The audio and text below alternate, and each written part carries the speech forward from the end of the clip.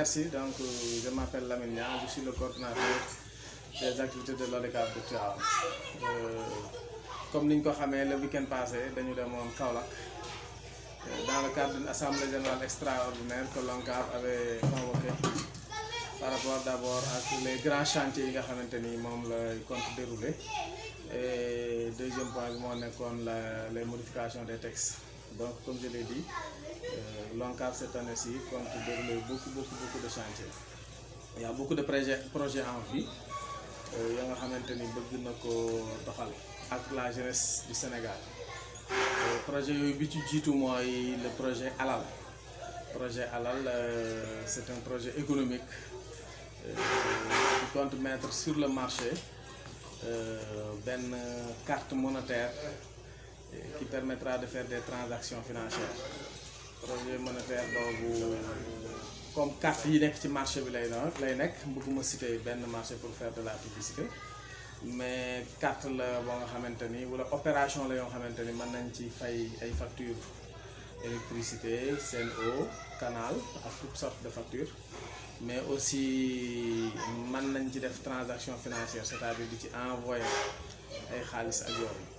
Maintenant l'ODCAV travaille avec ce projet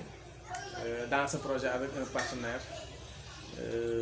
ou avec des partenaires qui comptent l'accompagner. Et dans un premier temps, l'ODCAV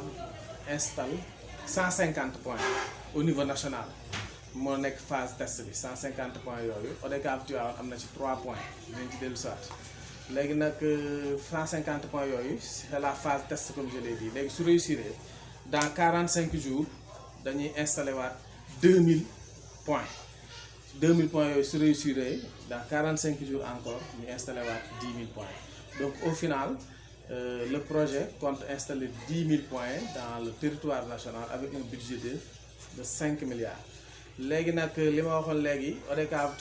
a 3 points sur 150 points qui sont installés. 3 points aussi, nous avons séddale, la commune de Tivaouane, Mboro aussi pourquoi nous avons ciblé les communes? Parce que comme je l'ai dit tout de suite, le projet est en phase de test et nous devons de faire tous les efforts nécessaires pour que nous réussissions, que l'on puisse aller vers la généralisation. Parce qu'on ne le souhaite pas. Si ça ne réussit pas, alors le projet est mort. Donc, les secteurs stratégiques, les villes les plus stratégiques du département de Tivaouane, Mboro et Ngaye. Si nous avons 2000 points, 10 000 points, il est évident que y a une ville qui est dans le département de Tivaouane qui vont bénéficier de ces points. Si vous avez aussi Ngaye, je vais expliquer ce que nous avons parce que aussi il faudra que nous faire vraiment, il y a des soucis de transparence. Parce que c'était pas facile. Nous avons ben point. Déjà, je compte 20 ASC avec la structure, les deux zones, avec l'ODCAV, etc. Donc, il y a mais comme il y a le Dimboli, nous avons organisé une super coupe à l'issue de laquelle Tchadagui était sacré vainqueur, Djambar est vice-champion. Donc, il y a des ASC qui sont tannés. Aujourd'hui, si nous avons un jeune qui est Tongo, ñu ne Lamine Niang moo fa nekk wala lébu ñu ne Ñangambo mais gis nga ni ko yàlla doxalee Tchadagui ñoom jàpp nañ ni ñooy champion ñu jël fa kenn ku jigéen Jambar moom moo ci topp ñu jël fa kenn ku góor ñaari xale yooyu nag ñoom ñooy nekk les gestionnaires de ce point là ñoo koy gérer dina am benn superviseur nag bu ciy topp di xool certainement qui sera des grands chantiers wala le deuxième projet dafa tudd l'ODCAV ñu ko tuddee projet de résilience scolaire mooy lan pendant les vacances yi nga xamante ni ci la ñuy dugg wala sax bien avant les vacances appuyer l'ensemble des jeunes du Sénégal à travers l'organisation de cours de vacances. Parce que ku nekk xam na ni ren ak pandémie bi ak contexte bi depuis le mois de mars am na ce qu'on appelle les classes intermédiaires fonctionnaient tuñu ñooñu nag bien que état sax programme na ba école tijjee première semaine yi ñu defal leen révision mais ñu dañ jàpp ne du doy. Donc dans le cadre de notre mission d'utilité publique, nous nous sommes dit que nous devons accompagner les enfants. Nous avons fait un programme, la Banque mondiale jàppale ñu ci ba notre équipe technique nationale a rencontré la direction de l'enseignement élémentaire ak la direction de l'enseignement secondaire pour ñu finaliser document bi de sorte que semaine prochaine ministre signé ko ñu mën a dem peut-être dans la phase d'exécution. Donc mi ngi tudd programme de résilience scolaire pour les élèves qui sont dans les classes intermédiaires. Donc certainement on va les démarrer au plus tard à la fin du mois de juillet. Beneen grand chantier bi également c'est la numérisation des licences. La digitalisation bi nga xamante ni commencé woon nañ ko daaw, la dématérialisation bi ñu commencé woon daaw avec les démissions nouvellement appelées transfert moom la ñuy continuer processus bi dafay continuer comment mooy léegi licence yi dañ koy numériser ni ngay gisee carte d'identité CEDEAO yi noonu la licence yi mel léegi à partir de la semaine prochaine boobu moom tous les secrétaires permanents des ODCAV dañuy dem formation donc dafay am benn terminal moom lañ leen di jox. Nous sommes en train de travailler avec un partenaire qui va mettre à notre disposition benn terminal ak beneen machine boo xamante ni moom mooy tirer licence yi. Autrement dit tey jii les enregistrements de licence se font au niveau des ODCAV soo ñëwee secrétaire permanent bi day jël terminal bi appareil bi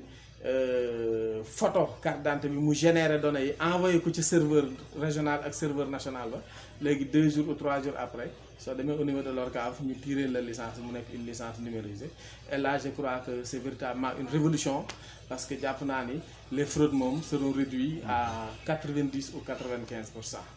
Donc à peu près daal loolu moo nekkoon les grands chantiers. Léegi nag leneen li ci des moo nekkoon les modification bi le comité national de rédaction moo ngi ci mënuma ñëw point par point suñu paree ils vont nous soumettre ça et on va certainement revenir pour partager. waaw ndax nawetaan dina am wala nawetaan du am c'est une question un peu complexe à laquelle vraiment joxe ci une réponse précise dina xaw a jafe mais aussi nous nous sommes prononcés au niveau de l'AG de l'ORCAV au niveau de l'AG de l'ONCAV de Kaolack pour dire que l'ONCAV est prêt à toutes les éventualités parce que aussi dañu toll ci période ak ci contexte bu particulier ku ne xam na ni pandémie bi mi ngi jël dimension yoo xamante ni pour nga boole ko ak organiser mën na compliqué wante nag terewul comme on dit nous avons fini de constater l'utilité du mouvement nawetaan parce que dafay occuper les jeunes ak projet yi ñu wax nii ku ne xam na ni li koy gën a yombal ci déroulement bi mooy nawetaan am parce que par exemple carte alal boobu tey bu amoon mën nga dem ba biir stade di def ay transactions financières donc li ma waxoon léegi l'ONCAV est prêt à toutes les éventualités tey su fekkente ni loolu la ñuy ñaan yàlla dimbali nañu ba pandémie bi arrière autorités yi autorisées nous avons déjà fini de prendre les dispositions sanitaires et les dispositions sécuritaires d'ailleurs sax loolu moo tax ñu ni opération financière ak administrative yi ñu bloqué woon dañ koy tijji à partir du 15 juillet les transferts vont démarrer les affiliations et les réaffiliations vont aussi démarrer en attendant de voir lan la situation bi di joxe parce que situation bi am na fu muy àgg fa nga xamante ni décrocher une autorisation dina xaw a compliqué su boobaa aussi ñu xam ne à l'impossible ñu ne tenu mais aujourd'hui taxawaayu ONCAV mooy fexe ba projet am yooyu mu ànd ko ak ndaw ñi wante fexe aussi ba ni ñu daan football ci jàmm ak salaam ñu def ko su fekkente ni situation bi permettre na bon maintenant le mot de la fin nag mooy inviter l'ensemble des jeunes l'ensemble des responsables l'ensemble des populations sénégalaises à s'approprier des grands chantiers de l'ONCAV parce que tey ni ma ko waxee suñu demee ci digitalisation bi di numériser licence yi jàpp naa ni fraude bi nga xamante ni doon na nekk source de conflit source même de violence parce que au niveau des sécurités dañ leen am problème pour trancher loolu dina féete boor mais aussi à côté on va vers ce qu'on appelle la création des ASC de la 3e génération mooy lan ASC yoo xam ne nekkatuñ fi rek di football ak di fecc mais dañ ONCAV dafay créer des réceptacles yuy permettre emploi am parce que tey li ma la wax noonu su jàllee déjà ngaay mën nañ compter sur 2 emplois waaye suñ demee 2000 dem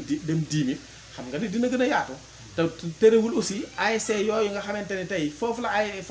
équipe yi foofu la xale yi di jógee xam nga point bi ñu am fii point ODCAV la mais suñu demee 2000 point par exemple suñu ñëwee Monaco mooy